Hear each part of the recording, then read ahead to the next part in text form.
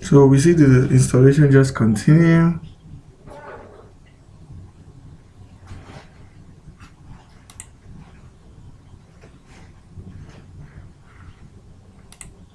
While waiting for that to finish.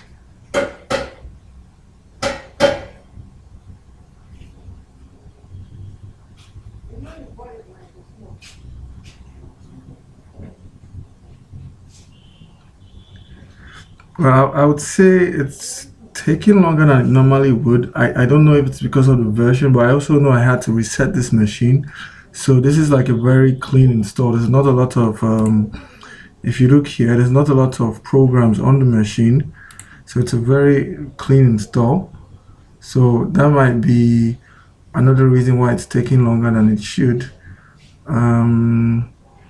So with that, we're done. So we'll click on close, but before we do, it's always a good idea to also click on the online tutorial. There's a very good documentation online. So this opens up stuff from the Python Software Foundation. It's always good to start from source. If you have time, this is a good place to just come in and look at what they have to offer.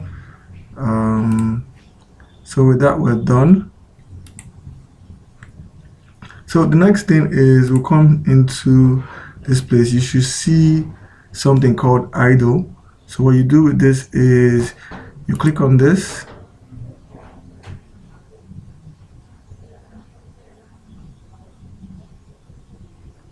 and then you run this command, print hello world, and you put your exclamation mark in, and then you press enter. And with that, you have confirmed the fact that you have a Python installation working on your machine. I would say congratulations.